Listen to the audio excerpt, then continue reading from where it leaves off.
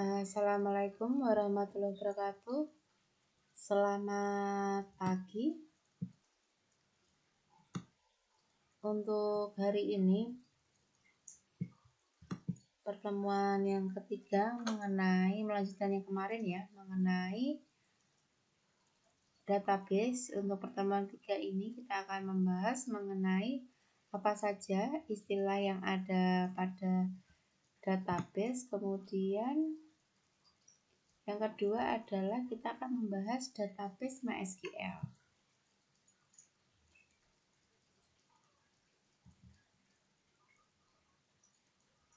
Di sini untuk entitas sendiri itu merupakan sebuah sekumpulan objek yang mempunyai karakteristik yang sama dan bisa dibedakan dari lainnya. Itu adalah entitas. Kemudian untuk objek itu sendiri yaitu dapat berupa barang, orang, tempat, ataupun suatu kejadian. Itu disebut dengan objek. Contohnya di sini adalah entitas mahasiswa, dosen, pegawai, mobil, nilai, dan sebagainya. Itu adalah contoh dari entitas. Pada gambar yang ada pada layar kalian ini adalah salah satu contoh dari entitas mahasiswa, di mana entitas mahasiswa ini terdiri dari beberapa atribut yang ada pada entitas tersebut, di mana atributnya itu ada NPM. NPM ini mungkin NIM ya, NIM, kemudian ada nama, kemudian ada alamat, nomor telepon, kemudian ada tanggal lahir. Dan untuk primary key atau yang menjadi pusatnya yang tidak yang hanya dimiliki oleh satu, misalkan NIM. NIM adalah primary key pada entitas mahasiswa. Karena apa? Karena satu NIM itu hanya dimiliki oleh satu mahasiswa saja. Jadi tidak mungkin satu NIM itu dipunyai oleh lebih dari satu mahasiswa. Sehingga pada entitas mahasiswa itu primary key-nya adalah NIM. Atribut yang tadi disebutkan di sebelumnya itu merupakan sebuah data yang bisa mengidentifikasi sebuah entitas. Contohnya di sini adalah entitas mobil. Ada nomor mobil, merek mobil, warna mobil, dan sebagainya. Berbeda dengan field.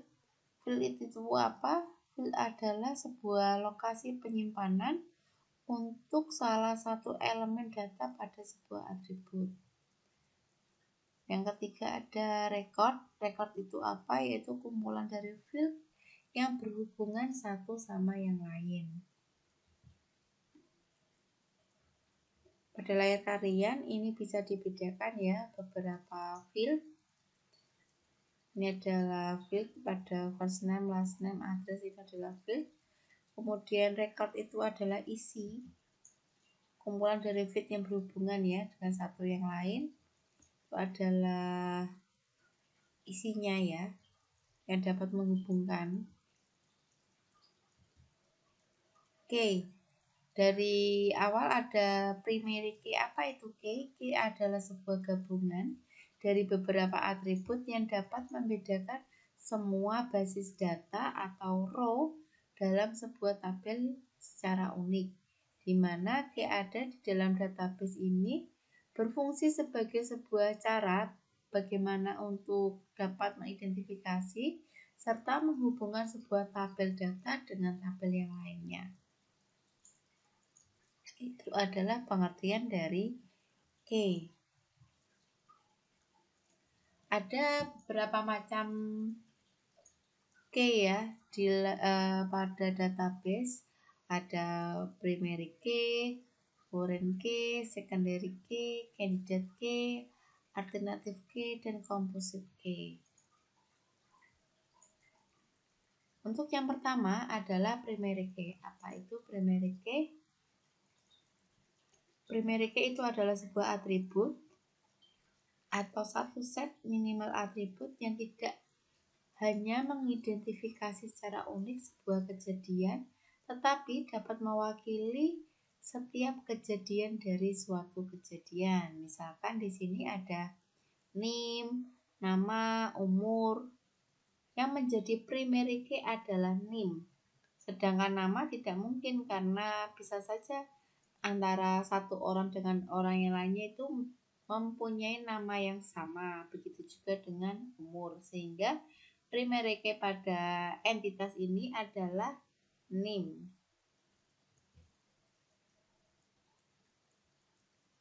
Syarat untuk menjadi primary key yang pertama adalah unik atau tidak boleh ganda.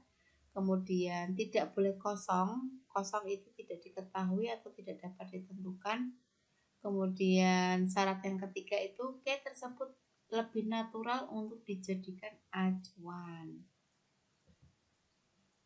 Sedangkan foreign key adalah satu set atribut atau satu set atribut sebagai key penghubung kedua tabel dan melengkapi sebuah relationship atau hubungan terhadap primary key yang menunjukkan keindukannya. Di mana jika sebuah primary key ini terhubung ke tabel atau entitas yang lain, maka keberadaan primary key pada entity tersebut disebut sebagai foreign key. Ini adalah contohnya. Di sini ada KD dosen atau kode dosen, kemudian nama, kemudian untuk entitas yang di bawah itu adalah ada kode MK, ada mata kuliah, SKS, dan kode dosen. Sehingga primary key pada tabel yang di bawah itu adalah kode MK. Sedangkan foreign key-nya di sini adalah kode dosen. Begitulah mengenai foreign key. Selanjutnya adalah secondary key. Apa itu? Yaitu sebuah atribut atau kombinasi yang digunakan hanya untuk tujuan pengambilan data. Yang menjadi secondary key di sini adalah nama, bukan NIM ataupun juga bukan umur. Selanjutnya adalah kandidat key. Apa itu kandidat key? Yaitu field yang bisa dipilih atau dipakai menjadi primary key. Contohnya di sini ya, bisa menggunakan NIM ataupun nomor kwitansi, karena nomor kwitansi itu sama ya, satu lembar itu nomornya akan berbeda ya dari yang lain. Selanjutnya ada alternate key, yaitu kandidat key yang tidak terpilih. Contohnya dalam sebuah entity terdapat dua field yang bisa dijadikan sebagai kunci, sementara yang boleh dijadikan kunci hanya satu, yaitu maka Anda harus memilih salah satu. Sehingga field yang dipilih disebut primary key, sedangkan field yang tidak dipilih disebut dengan alternate key. Contohnya di sini adalah ini. Untuk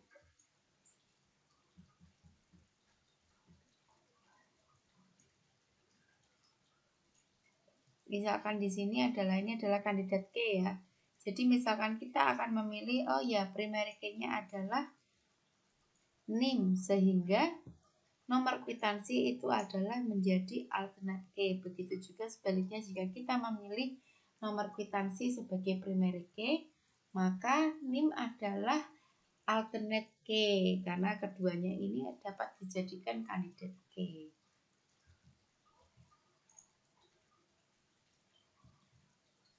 Selanjutnya kita akan membahas mengenai composite key, yaitu primary key yang dibentuk dari beberapa field. Contohnya di sini, misalkan hari Selasa ruang 321 ini kemudian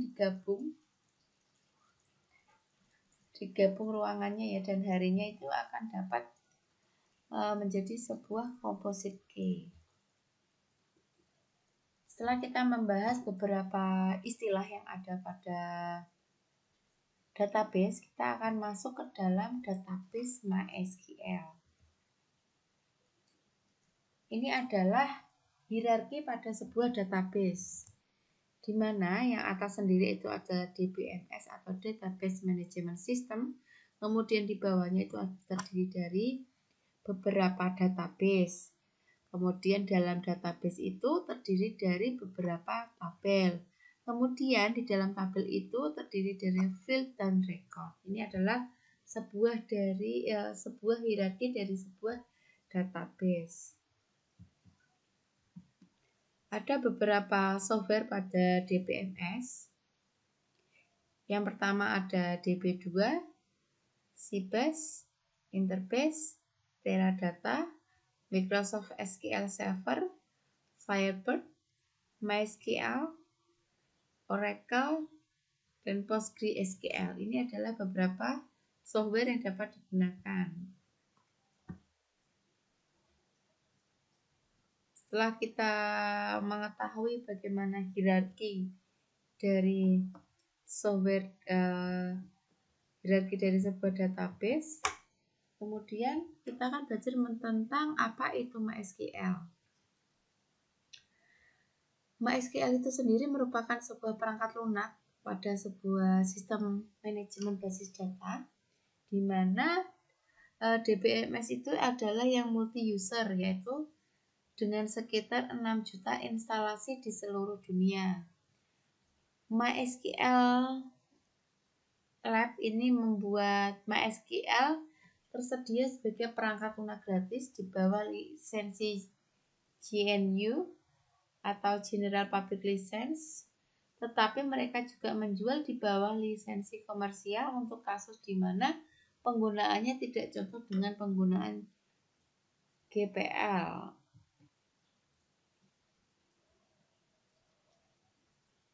MySQL Lab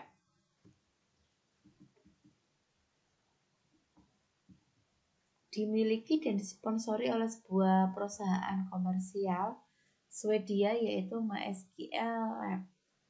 MySQL Lab itu memegang penuh hak cipta hampir atas semua kode sumbernya, di mana kedua orang Swedia dan satu orang Finlandia itulah yang mendirikan MySQL Lab, yaitu David Eksmark dan David Eksmark, Alan Larson, kemudian ada Michel Monty with News. Setelah kita mengetahui apa itu SQL, kita akan belajar mengenai apa itu kelebihan apa sih yang dimiliki MySQL. Yang pertama itu yang free atau bebas di-download, kemudian stabil dan tangguh. Yang ketiga adalah fleksibel dengan berbagai pemrograman, security baik, dukungan dari berbagai banyak komunitas ya. Kemudian pada manajemen database, mendukung transaksi, atau bisa juga dapat melakukan perkembangan software yang cukup cepat. Ini adalah beberapa kelebihan dari MySQL. Tadi kita sudah belajar mengenai MySQL. Sekarang apa itu SQL? SQL itu adalah singkatan dari Structured Query Language, atau disebut juga bahasa yang digunakan dalam mengakses basis data. Ini pertama kali dikenalkan dalam IBM pada tahun 1970 pada sebuah standar ISO dan ANSI ditetapkan untuk SQL karena hampir semua software database mengenal atau mengerti SQL, sehingga perintah SQL yang ada pada semua software database itu hampir sama.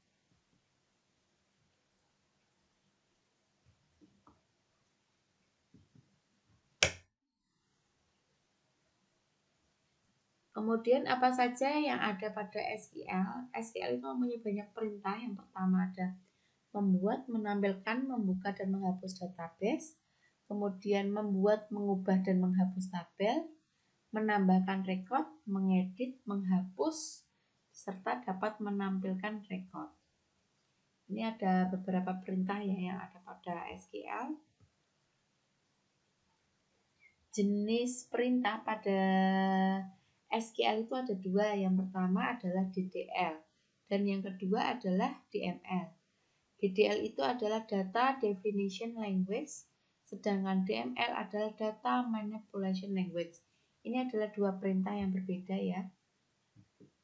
Untuk DDL itu sendiri merupakan perintah yang berhubungan dengan pendefinisian atau pada sebuah super database. Dalam hal ini adalah database dan tabel. Kemudian apa sih perintahnya pada DDL? DDL itu mempunyai beberapa perintah. Yang pertama adalah create, alter, rename, dan drop. Ini adalah perintah yang ada pada DDL.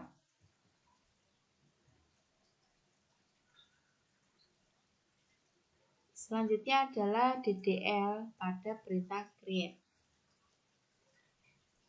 Kemudian bagaimana cara membuat database? Yaitu membuat database itu dengan cara yaitu create database, kemudian nama databasenya apa.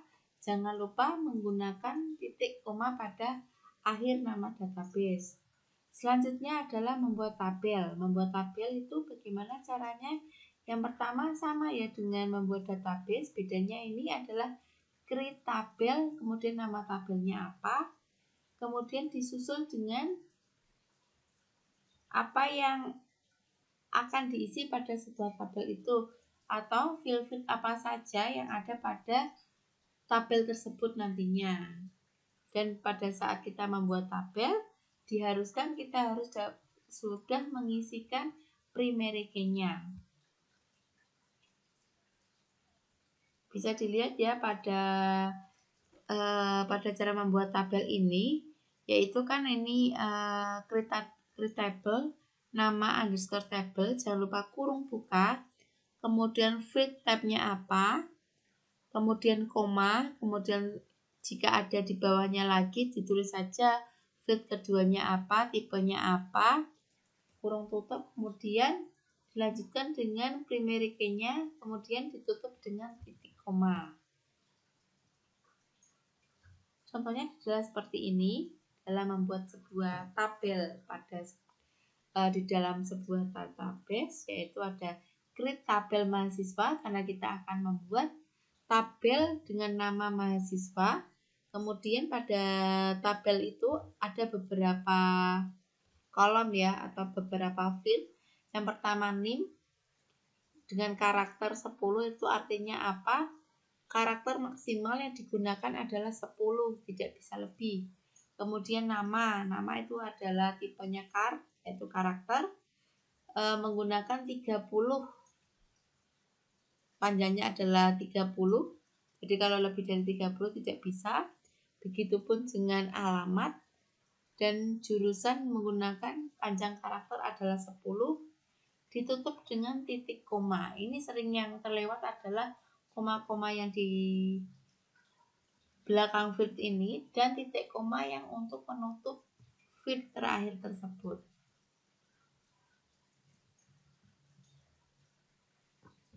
Selanjutnya adalah perintah alter. Apa itu perintah alter?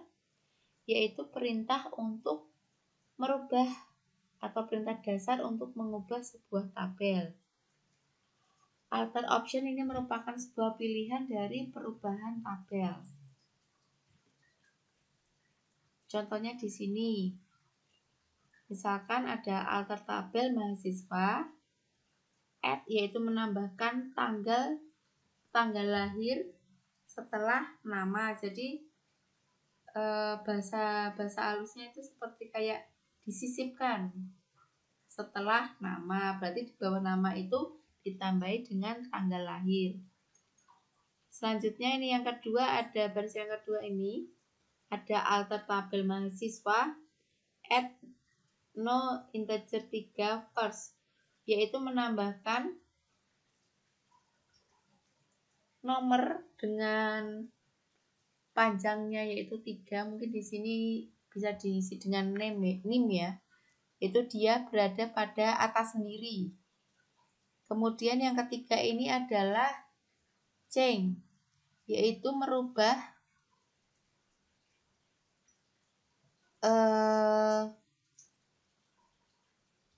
field agama pada tabel mahasiswa ini dengan varchar 10. Selanjutnya ada modify, yaitu memodifikasi dari tabel mahasiswa. Apa yang dimodifikasi yaitu nama dengan karakter 35. Selanjutnya adalah drop. Drop itu apa?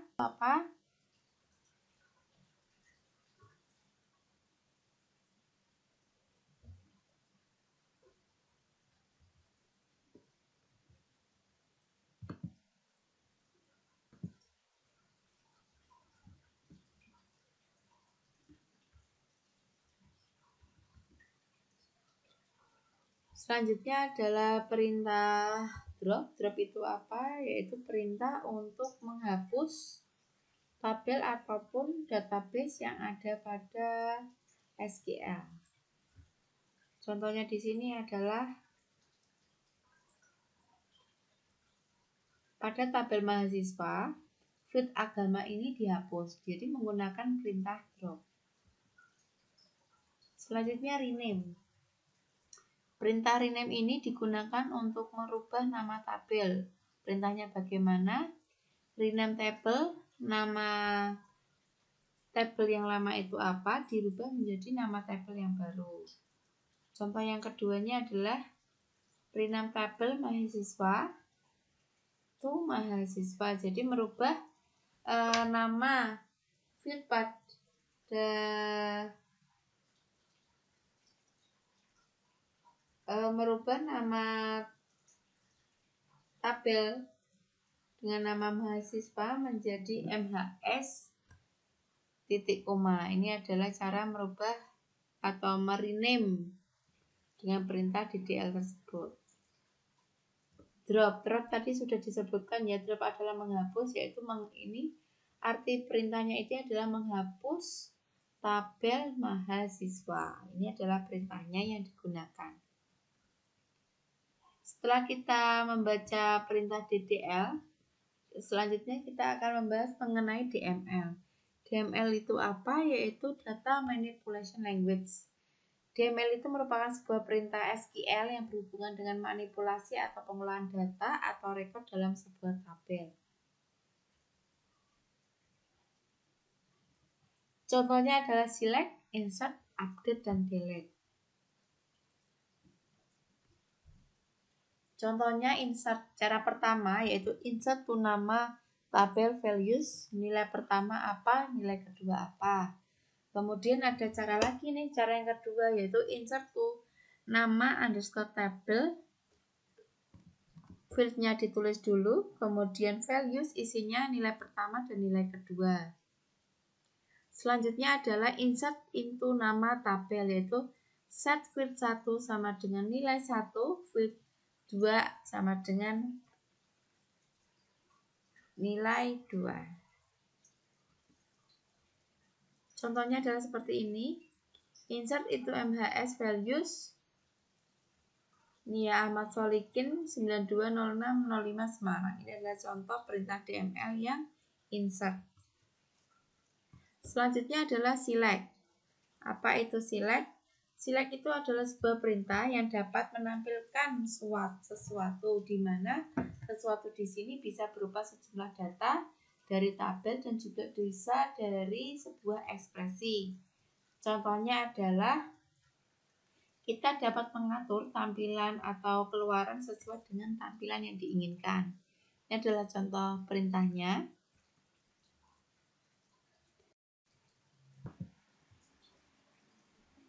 Berikut ini adalah beberapa perintah mengenai select pada DML.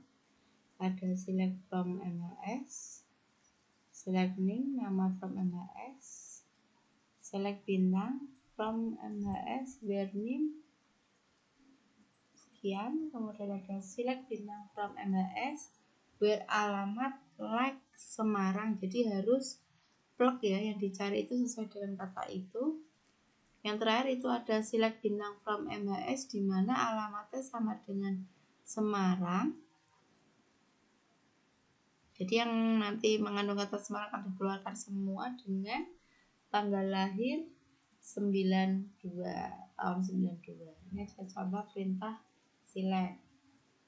Selanjutnya ada update, yaitu mengedit rekor dengan update. Proses update bisa sewaktu-waktu dilakukan jika terdapat data atau rekor dalam sebuah tabel yang perlu diperbaiki. Ini adalah perintahnya, update nama tabel set Frit 1 sama dengan nilai baru. Contoh penulisan perintah DML update itu adalah ada di depan layar kalian ya. Terus selanjutnya adalah delete. Delete adalah menghapus rekor dengan delete. Proses delete ini dilakukan terdapat data dalam rekor pada sebuah tabel yang perlu dihapus atau dihilangkan karena perubahan yang terjadi dalam proses delete bersifat permanen. Setelah perintah dijalankan tidak dapat di-cancel atau di-undo ya biasanya kalau di Word. Jadi berhati-hatilah pada saat melakukan perintah delete. Ini adalah contoh perintah delete di mana pada baris pertama adalah delete from MHS dengan ketentuan NIM 3211111901 atau juga nih bisa dengan yang kedua delete from MHS where alamat sama dengan Kudus. Sekian dulu mengenai penjelasan dari saya mengenai istilah apa saja yang ada pada SQL. Saya cukupkan dulu sekian. Terima kasih. Wassalamualaikum warahmatullahi wabarakatuh.